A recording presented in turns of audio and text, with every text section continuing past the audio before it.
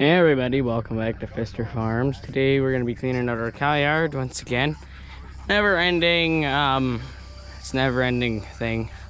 So behind this 1175 case is the AH&S model 310 manure spreader. Yeah.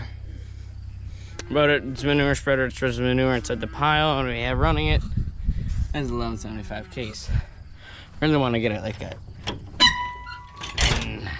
70 series, but not big, like a 970 or an 870. I think it'd just be cool to have another one, another case tractor, don't matter. Open up the windows. This does not have air conditioning. You got windows, you got heat, but you ain't got air. You got your wiper though. So we can fire this thing up real quick. So you gotta have this in neutral and everything in neutral in order to start this one. This one starts extremely well. This is high range.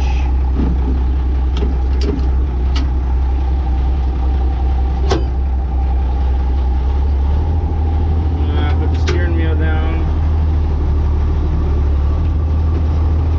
Now I'm gonna try to back it in with the camera running. So yeah, the door just shut because I don't have the bolt in it. And those two bolts in it, it'll stay open. Let's see if I can get the door open and back it in. Just keep the door open is my goal.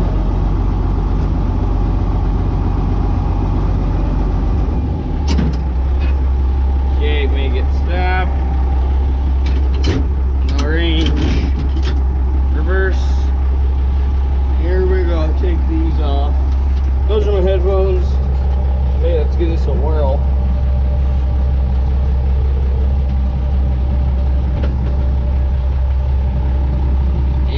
Like, this is so boring. No, it's a lot of paying attention.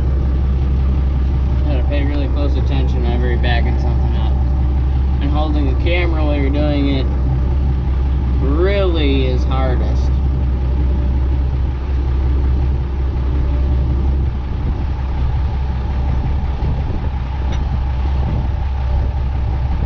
Now I'm coming in at a really bad angle because I'm holding the camera. I think we're gonna make it. Being optimistic right now, I think we're just gonna put her right back in here. I'm only 14. I'm pretty good at backing up things. Oh boy. Might just get it.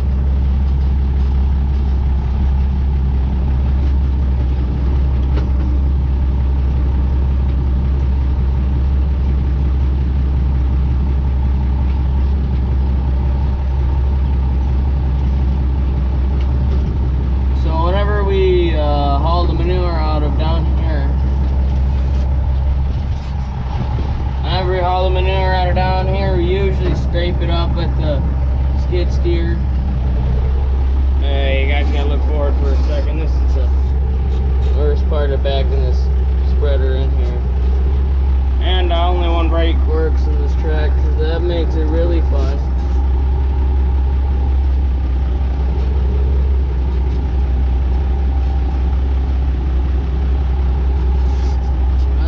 Make it.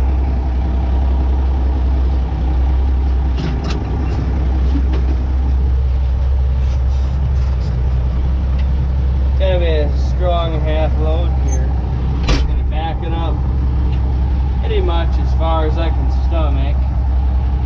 Right there is good. We'll pull up our parking brake, open up the wheel, open the door. Get out of here. Bring the headphones.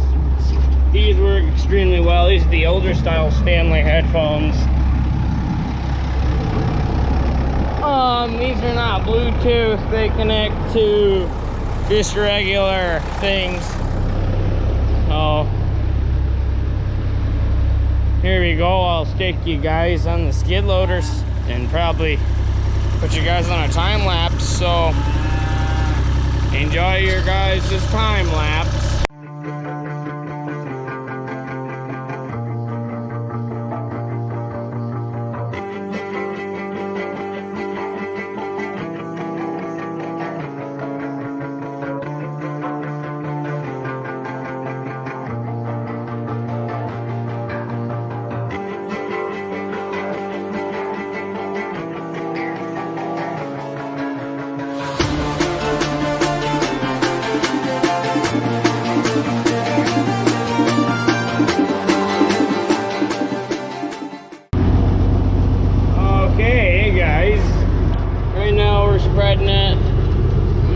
tractor. They're up to like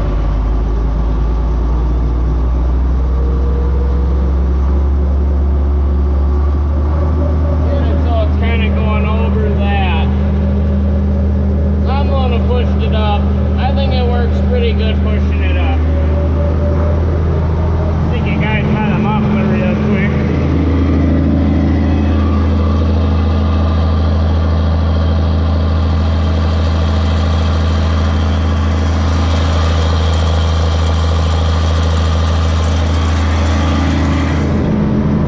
That motor sounds pretty good.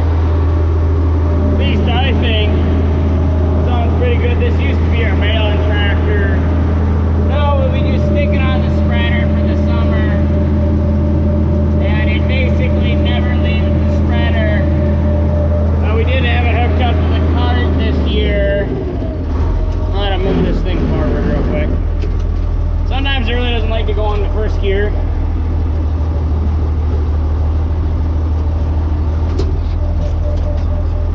Oh boy. Go over some gas. I like to run it around right there. I like that RPM mark.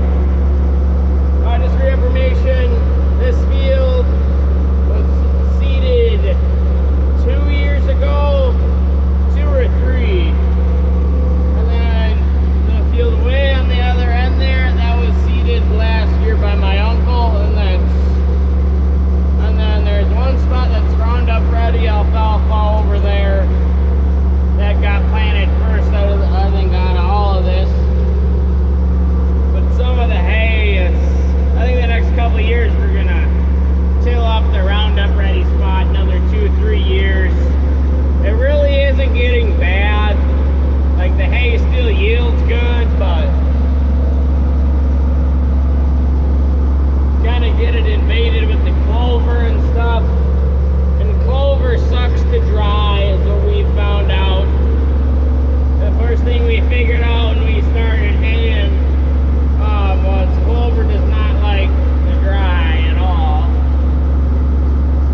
Don't know why, but it don't like to dry because it has so much moisture in the stem. The stems are so stringy in the stuff, it's just bad. But this has some other grasses and stuff in it. The hayfield right in front of me. You can see the grasses with the camera, yeah. There's a couple of different types of grasses in there we planted instead of pure alfalfa.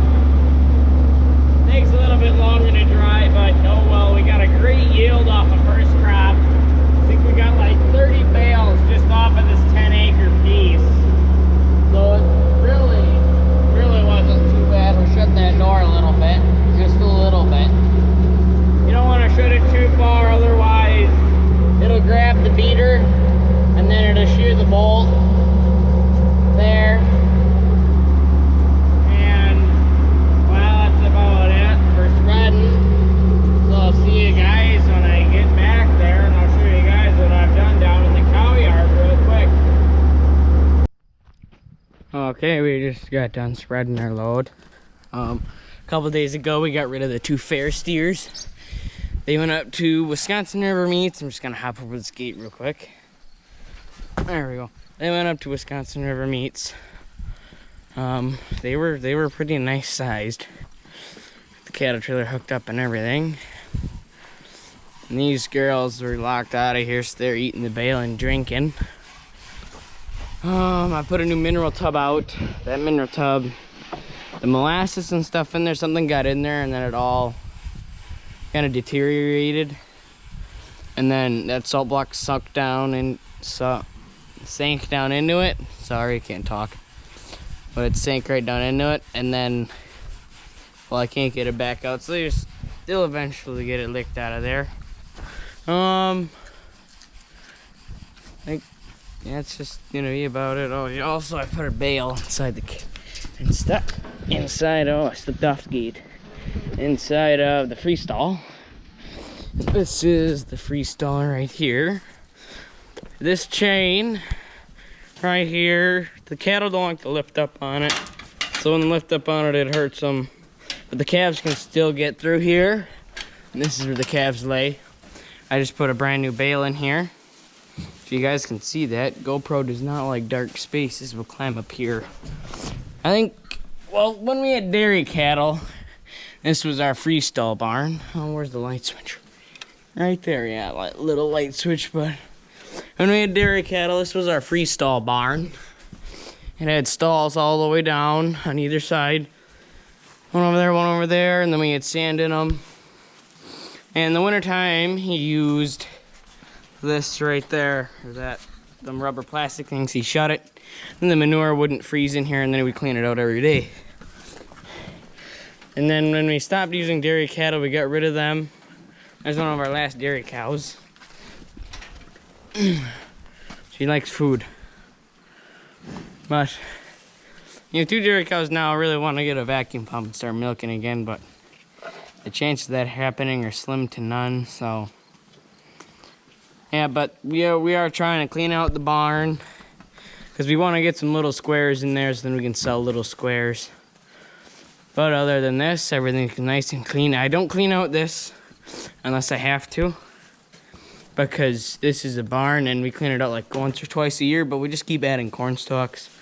So just to be nice to the calves and stuff. And once the calves get too big to fit through here, I think we're gonna wean them. And then we're going to wean a 019, which is the one in the hutch, on this Sunday. I update the silo unloader is broken. It's banging and everything, and there's a piece of metal bent up there that's broken. And well, the Libby 702, she's got a sore foot. Oh, there's a whole other salt block sunk down in there. See that? That's what I mean. That's a salt block way in there. I just sink right in. Wait a minute, there's paper. Yeah, there's paper that's on top of these when they come, so that must have sunk down in there too. So got our work cut out for you.